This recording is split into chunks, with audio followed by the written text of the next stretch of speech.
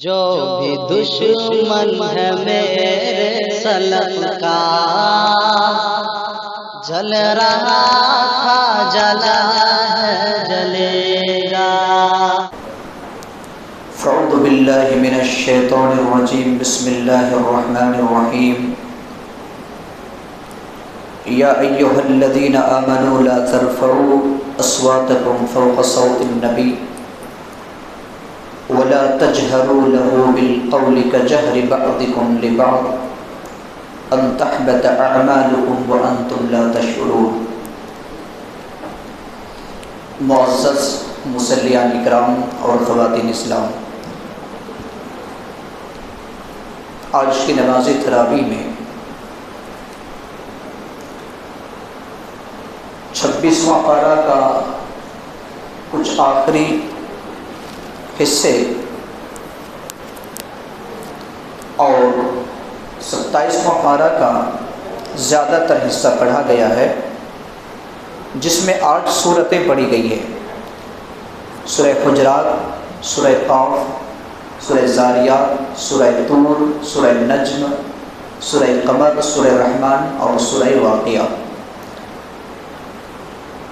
ان 8 سورتوں میں سے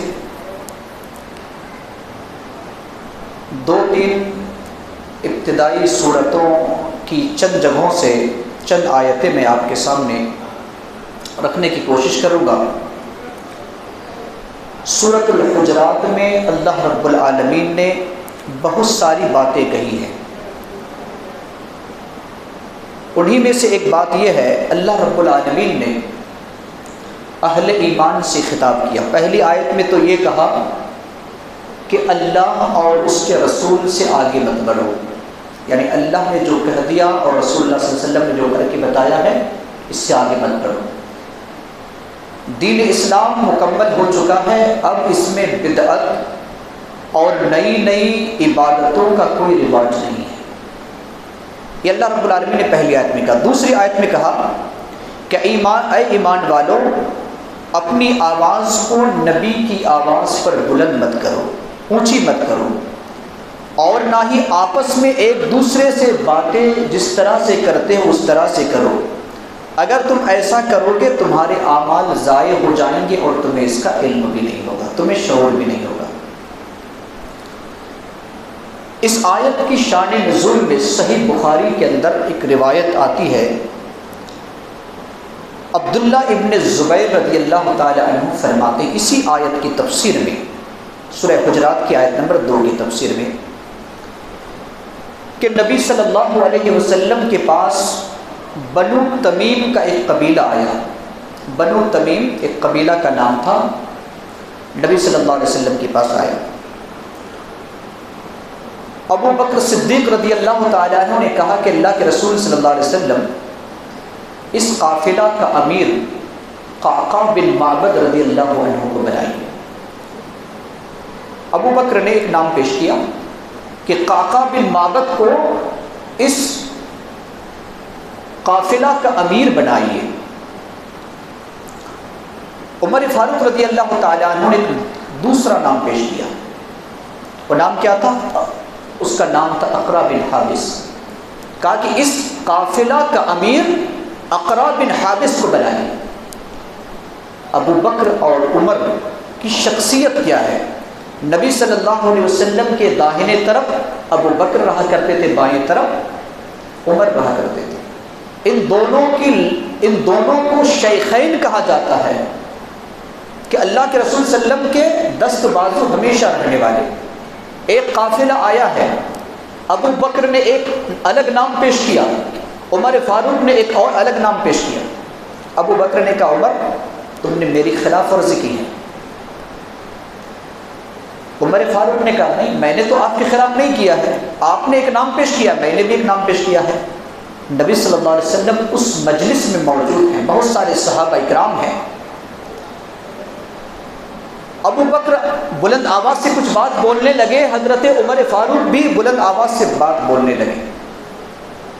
نبی کی آواز سے وہاں پر جو ہے آواز اونچی ہو گئی۔ اللہ رب العالمین کو یہ ادا پسند نہیں آیا، اللہ رب العالمین نے دوسری آیت نازل کر دی اور کہا یا ایھا الذین آمنوا لا ترفعوا اصواتکم فوق صوت النبی، اے ایمان والو نبی کی آواز پر اپنی آواز کو اونچی مت کرو، اور نہ عام انسان سے تم جس طریقے سے باتیں کرتے اس طریقے سے کرو، اگر تم ایسا کرو کہ تمہارے اعمال برباد ہو جائیں گے تمہیں اس کا شعور بھی نہیں ہوگا۔ حضرت عبداللہ ابن زبیر رضی اللہ تعالی عنہ فرماتے ہیں کہ اس آیت کے نازل ہونے کے بعد عمر فاروق رضی اللہ تعالی عنہ کی آواز نبی صلی اللہ علیہ وسلم کے سامنے اتنی نیچی ہو گئی کہ کبھی عمر فاروق کچھ بات کہتے تھے نبی صلی اللہ علیہ وسلم کو سنائی نہیں دیتا، نبی صلی اللہ علیہ وسلم کہتے ہیں عمر تم نے کیا کہا دوبارہ کہو۔ یہ صحابہ کرام کا عمل تھا۔ ایک اور روایت آتی اسی آیت کے بارے میں، ثابت ابن قیس رضی اللہ تعالیٰ عنہ ایک صحابی تھے جو فطری طور پر اس کی آواز بلند تھی، اونچی آواز سے باتیں کرتے تھے۔ ہم میں سے بھی بہت سارے ایسے لوگ ہیں جن کی فطری طور پر آواز کیا ہوتی ہے؟ بلند ہوتی ہے، اونچی آواز ہوتی ہے۔ اب فطری طور پر ان کی آواز اونچی تھی، اب انہوں نے جا کر کے اپنے گھر میں بیٹھ گیا اور بیٹھنے کے بعد مسجد نبوی میں بھی آنا بند کر دیا۔ اللہ کے رسول صلی اللہ علیہ وسلم کا یہ معمول ہوتا تھا کہ ایک دو وقت اگر کسی مصلی کو نہیں دیکھتے تو جائزہ لیتے کہ فلاں مصلی کہاں ہے۔ ایک مسجد کے ذمہ دار کی ایک ذمہ داری بھی بنتی ہے کہ وہ جائزہ لیں، اس کے حال معلوم کریں، ایسا نہیں کہ مہینے کے مہینے غائب ہو جائے تو بھی ہمیں معلوم نہ ہو، جب چندہ کی باری آئے تو ہمیں یاد آئے، ایسا نہیں ہونا چاہیے۔ اکثر مسجدوں کا حال یہ ہے، ایسا نہیں ہونا چاہیے۔ اگر دو تین وقت جو ہمیشہ آنے والے مصلی اگر نہیں آتے تو اسے جائزہ لینا چاہیے، اس آیت سے بھی پتہ چلتا ہے۔ تو اللہ کے رسول صلی اللہ علیہ وسلم نے فرمایا کیا بات ہے، ثابت بن قیس نظر نہیں آ رہے ہیں، کہاں ہے؟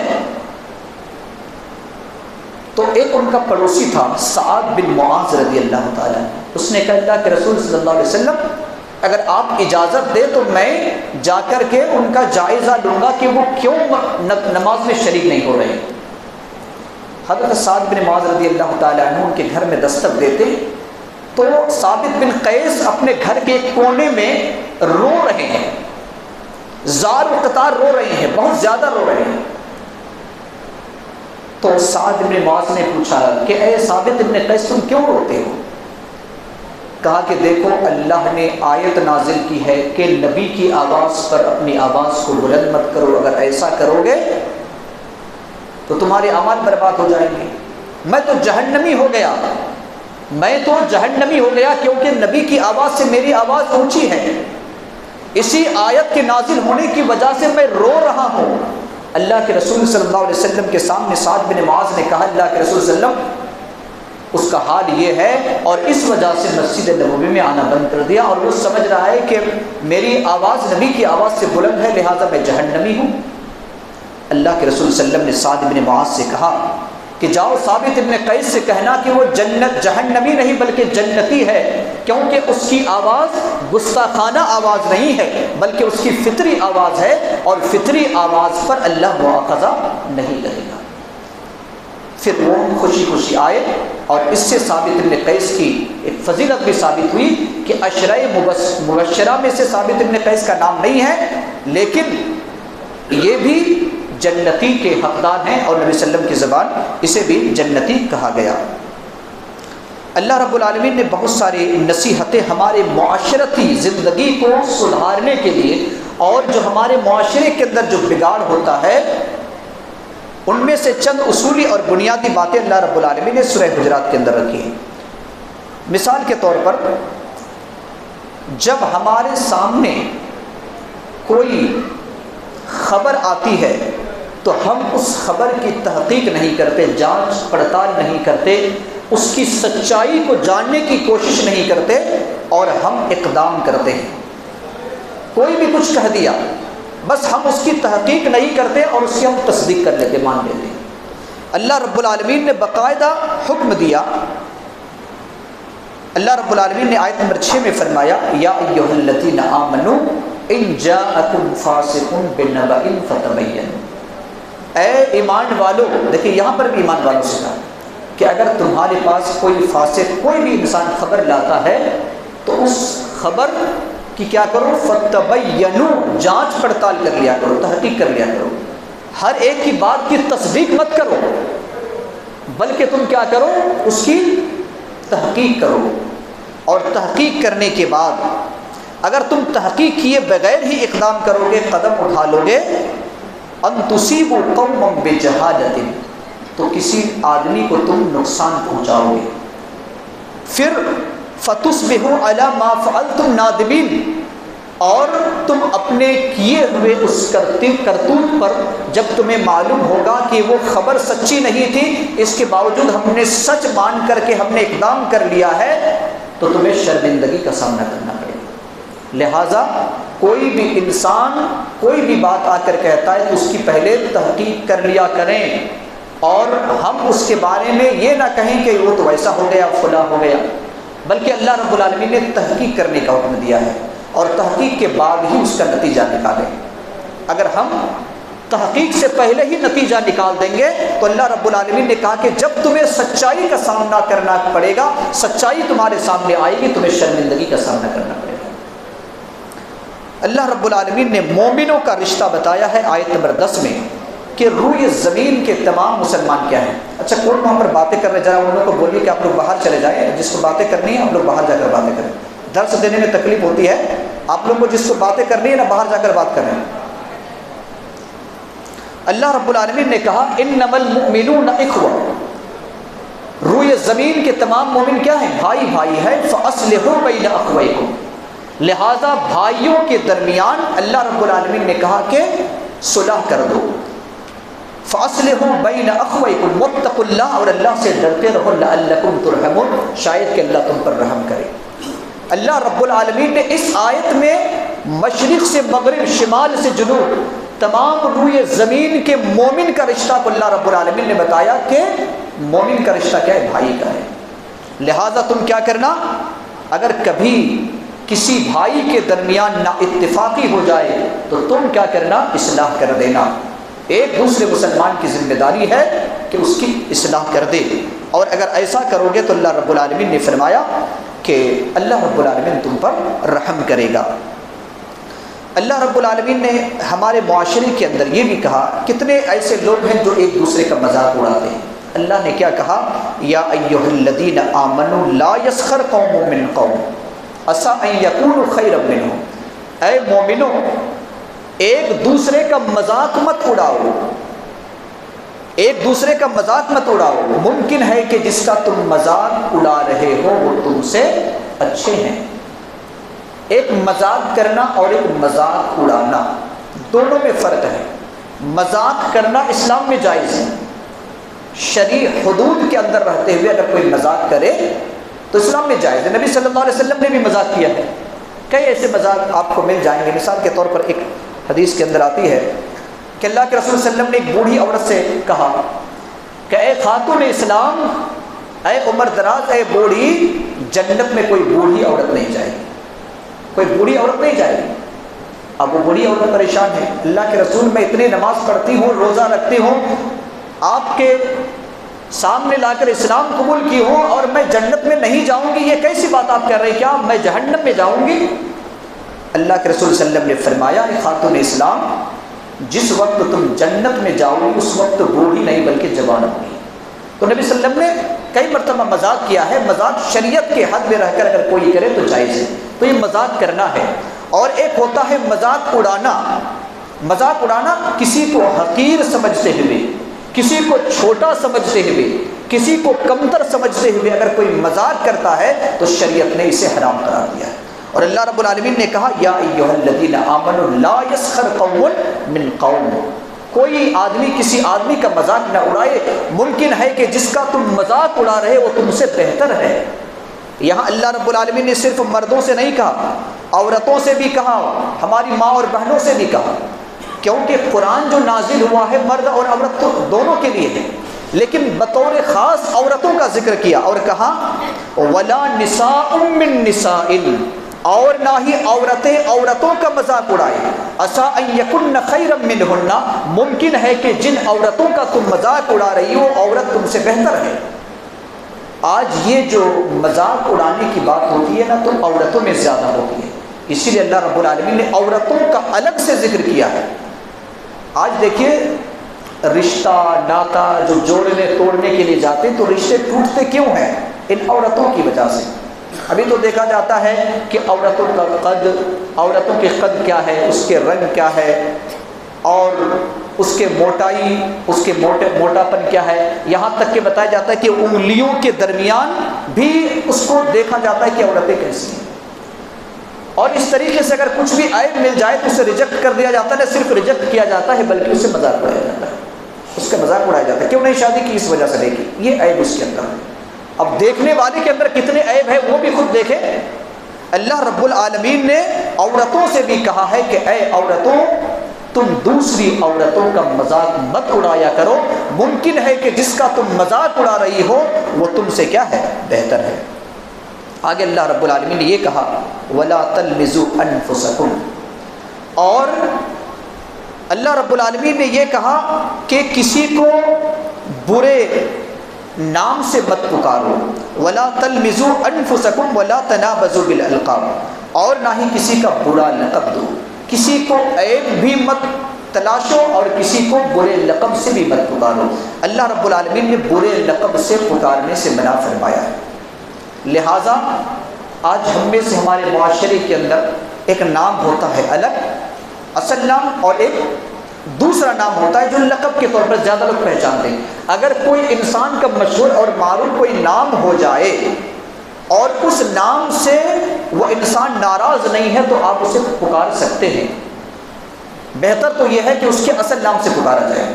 اگر کسی کا دوسرا نام ہے جو زیادہ مشہور ہے اور وہ انسان بھی ناراض نہیں ہوتا ہے اس نام سے تو آپ پکار سکتے ہیں، ورنہ کسی کا کوئی اور نام دے دینا اپنی طرف سے اللہ رب العالمین نے کہا کہ تمہارے لیے یہ جائز اور درست نہیں ہے۔ بئس الاسم الفسوق بعد الایمان، یعنی بدترین نام ایمان کے بعد کوئی فسق اور فجور والا نام ہے۔ ومن لم یتوب فاولئک هم الظالمون، اور جو شخص توبہ نہ کرے وہ ظالم ہے۔ اللہ رب العالمین نے اگلی آیت میں یہ کہا ہے یا ایھا الذین آمنوا اجتنبوا کثیرا من الظن، اے ایمان والو زیادہ بدگمانی کرنے سے بچو، ان بعض الظن اثم، بعض بدگمانی گناہ ہے۔ اللہ رب العالمین نے کیا کہا کہ اے ایمان والو زیادہ بدگمانی کرنے سے مت بچو۔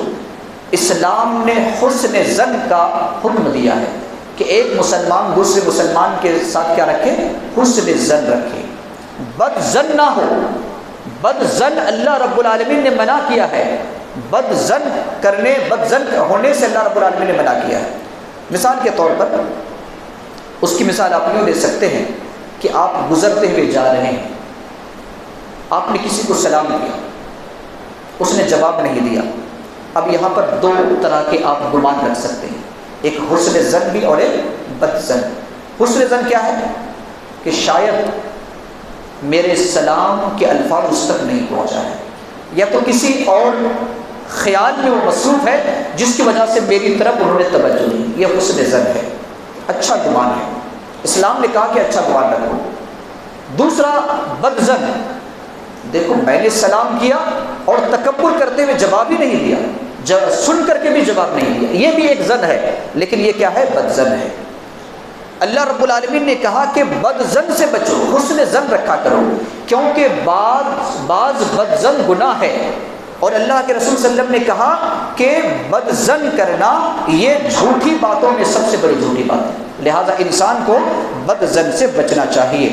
اللہ نے آگے کہا وَلَا تَجَسَّسُوا، کسی کی جاسوسی مت کرو، ٹوہ میں مت لگے رہو۔ ہم میں سے کچھ بہت سارے ایسے لوگ ہیں جو یہ سمجھتے ہیں کہ شاید اللہ نے اس کی ڈیوٹی دے دی ہے کہ کون کیا کر رہا ہے، اس کے ٹوہ میں لگے رہنا، اس کے عیب کو نکالنا۔ اور اللہ رب العالمین نے جاسوس فرشتوں کو بتایا جو ہمارے پاس رہتے ہیں، کرامن کاتبین اللہ رب العالمین نے بنایا ہے۔ اللہ نے یہ اس کی ذمہ داری دی ہے کہ وہ کیا کر رہا ہے کیا نہیں کر رہا ہے، یہ اس کو لکھنے کی ذمہ داری دی ہے، ہمیں اور آپ کو نہیں دیا ہے۔ لہٰذا اللہ رب العالمین نے کہا کہ جاسوسی مت کرو ایک دوسرے کی۔ وَلَا يَغْتَبْ بَعْضُكُمْ بَعْضًا، اور بعض کی غیبت نہ کرے، ایک دوسرے کی غیبت کرنے سے بھی اللہ رب العالمین نے منع فرمایا، اور کہا کہ أَيُحِبُّ أَحَدُكُمْ أَن يَأْكُلَ لَحْمَ أَخِيهِ مَيْتًا فَكَرِهْتُمُ، کیا تم میں سے کوئی اپنے مردار بھائی کا گوشت کھانا پسند کرتے ہو؟ تم ناپسند کرو گے۔ ان اللہ تواب الرحیم، بے شک کہ اللہ رب العالمین بہت زیادہ توبہ قبول کرنے والا اور رحم کرنے والا ہے۔ لہٰذا غیبت کس کو کہا جاتا ہے؟ ذکر کا اخاک بما یکرہ، یعنی کسی کی برائی کو بیان کرنا، کسی کے بارے میں بیان کرنا جو وہ ناپسند کرتا ہے، اس کے غیر موجودگی میں بیان کرنا، کسی کے عیب کو اس کے غیر موجودگی میں بیان کرنا، یہ کیا ہے؟ غیبت ہے۔ اللہ کے رسول صلی اللہ علیہ وسلم کے پاس صحابہ اکرام بیٹھے ہوئے تھے، آپ صلی اللہ علیہ وسلم نے فرمایا کہ غیبت کرنے سے بچو۔ نبی صلی اللہ علیہ وسلم نے کہا کہ اللہ کے رسول، اگر کسی میں کوئی عیب ہے تو اس کو میں اس کی غیر موجودگی میں بیان کر رہا ہوں تو کیا یہ غیبت ہے؟ کہا یہی تو غیبت ہے۔ کسی میں کوئی عیب ہے اور بیان کرنا یہ غیبت ہے، اور کسی میں کوئی عیب نہیں ہے اور اس کے باوجود تم اس کی طرف اس عیب کو منسوب کر کے بیان کرتے ہوئے تو بہتان ہے۔ یہ کیا ہے؟ بہتان ہے۔ کسی میں کوئی عیب نہیں ہے اور ہم کہتے ہیں کہ یہ ویسا ہے، تو اللہ کے رسول صلی اللہ علیہ وسلم نے فرمایا یہ بہتان ہے۔ لہٰذا بہتان سے بھی اللہ رب العالمین نے بچنے کا حکم دیا، اور غیبت سے بھی اللہ رب العالمین نے بچنے کا حکم دیا۔ سورہ قاف میں اللہ رب العالمین نے فرمایا ہے، سورہ قاف کی آیت نمبر 30 میں، کہ جب جنتی جنت میں داخل ہو جائیں گے، جہنمی جہنم میں داخل ہو جائیں گے، تو اللہ رب العالمین جہنم سے پوچھے گا، یوم نقول لجہنم هل امتلأت، جہنم سے کہے گا اللہ کہتا ہے کہ ہم جہنم سے کہیں گے، اے جہنم کیا تیرا پیٹ بھر گیا؟ جہنم کیا تیرا پیٹ بھر چکا ہے؟ کیونکہ جہنم کی بھی خواہش اس دن پوری ہوگی، جیسے کہ جنتی انسان کی خواہش پوری ہوں گے تو جہنمی کی بھی خواہش پوری ہوگی۔ جہنم کیا کہے گی؟ جہنم کہے گی وَتَقُولُ هَلْ مِن مَزِيدٍ، پروردگار عالم میرا پیٹ تو ابھی نہیں بھرا ہے۔ کروڑوں اربوں خربوں انسان کو داخل کیا جائے گا، جنات کو داخل کیا جائے گا، بت کے شکل میں جو پتھر ہیں ان کو بھی داخل کیا جائے گا، اس کے باوجود جہنم کہے گی پروردگار عالم ابھی کچھ اور ہے کھانے کا، میرا پیٹ تو ابھی نہیں بھرا ہے۔ اللہ کے رسول صلی اللہ علیہ وسلم فرماتے ہیں کہ اللہ رب العالمین اپنے قدم کو جہنم میں رکھ دے گا، اپنے قدم کو جہنم میں رکھ دے گا۔ جہنم اس وقت کہے گی قد اے اللہ اب میرا پیٹ بھر چکا ہے، اب میرا پیٹ بھر چکا ہے، اب میری خواہش پوری ہو گئی ہے اور مجھے کچھ نہیں چاہیے۔ اللہ رب العالمین نے سورہ زاریات کی آیت نمبر 56 میں ارشاد فرمایا ہے کہ ہماری زندگی کا مقصد کیا ہے؟ وَمَا خَلَقْتُ الْجِنَّ وَالْإِنسَ إِلَّا لِيَعْبُدُونَ، میں نے جن اور انسان کو صرف اس وجہ سے پیدا کیا ہے کہ وہ میری عبادت کرے۔ لہٰذا ہماری زندگی کا مقصد کیا ہے؟ اللہ کی عبادت۔ اور کب تک؟ حتیٰ یأتیک الیقین، انسان کی موت آنے تک عبادت کرنے ہیں، یہ اللہ رب العالمین نے دوسرے مقام پر فرمایا ہے۔ سورہ قمر میں اللہ رب العالمین نے ایک آیت کو 4 مرتبہ دہرایا ہے، آیت نمبر 17، آیت نمبر 22، آیت نمبر 32 اور آیت نمبر 40۔ ان 4 جگہوں پر ایک ہی آیت کو دہرایا ہے، وَلَقَدْ يَسَّرْنَا الْقُرْآنَ لِلذِّكْرِ فَهَلْ مِن مُدَّكِرٍ، یقیناً ہم نے قرآن کو آسان کر دیا ہے کوئی سمجھنے والا، ہے کوئی نصیحت حاصل کرنے والا؟ اللہ رب العالمین کیا کہتا ہے کہ قرآن کو ہم نے آسان کیا ہے، لہٰذا یہ قرآن کا مہینہ جو تھا یا گزر رہا ہے، یہ قرآن کا مہینہ، اس میں ہمیں اور آپ کو جائزہ لینا چاہیے کہ ہم نے قرآن کو تو پڑھا ہے، لیکن کیا قرآن کو سمجھ کر کے بھی پڑھا ہے؟ کیونکہ یہ قرآن کا سمجھنے کا بھی مہینہ ہے، اور اللہ رب العالمین نے کہا کہ ہم نے قرآن کو سمجھنے کے لیے آسان کر دیا ہے۔ وَلَقَدْ يَسَّرْنَا الْقُرْآنَ لِلذِّكْرِ فَهَلْ مِن مُدَّكِرٍ، کیا کوئی نصیحت حاصل کرنے والا ہے، کوئی سمجھنے والا ہے؟ آیت کو اللہ نے 4 مرتبہ کیوں دہرایا؟ اس وجہ سے دہرایا کہ قرآن مشکل نہیں ہے سمجھنا، اللہ رب العالمین نے خود کہا ہے کہ اس قرآن کو ہم نے آسان کیا ہے، تم سمجھو۔ اللہ رب العالمین سے دعا گو ہے کہ اللہ رب العالمین ہم تمام لوگوں کو کہنے اور سننے سے زیادہ عمل کرنے کی توفیق عطا فرمائے۔ آمین وآخر دعوانا ان الحمد للہ رب العالمین۔